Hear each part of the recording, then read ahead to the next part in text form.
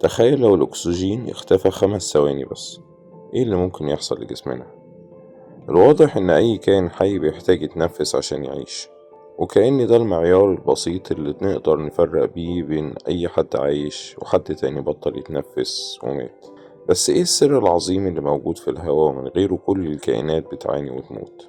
كلنا عارفين إن الإجابة هو غاز الأكسجين العظيم، وببساطة لأنه واحد من أهم الغازات اللي بيدوروا عليها في كل الكواكب اللي حوالينا عشان يقدروا يقولوا في حياة على الكوكب ده ولا مستحيلة.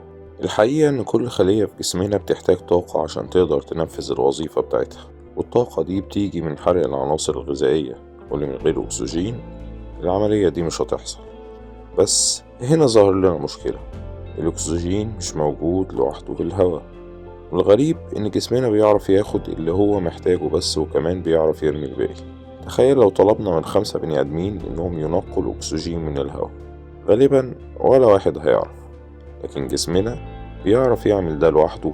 طول الوقت بنسحب الهواء للرئتين اللي جواها تفرعات كتير زي فروع شجرة كبيرة جدا، عشان الكمية دي تتوزع على كذا فرع، فالعملية تقدر تتعمل بشكل أسرع وأسهل.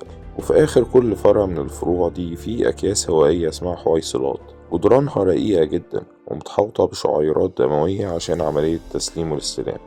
وبعدين الدم ياخد الأكسجين ويوزعه على كل خلية في جسمنا، وكل خلية ترد عليه بثاني أكسيد الكربون، وهكذا الدايرة بتبدأ تشتغل، بس بالعكس، أكسجين داخل وثاني أكسيد الكربون خارج، والخلايا بتشتغل وكلنا مبسوطين.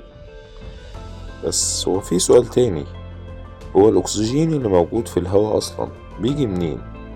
اللي احنا شغالين فيه حرق ده أكتر من 1,000,000 سنة، وهل فعلا ممكن يجي يوم ويخلص؟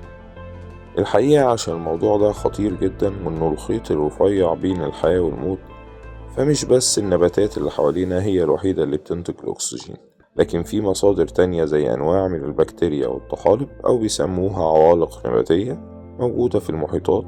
وللعلم هي بتنتج أكتر من 50% من الأكسجين الموجود في كوكب الأرض. واو!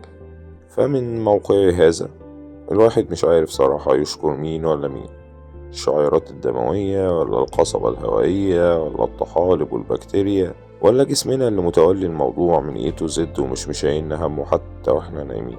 باختصار، كل نفس بناخده هو معجزة شغالة علشاننا من غير صوت أو دوشة، ومن غير وعي حتى مننا.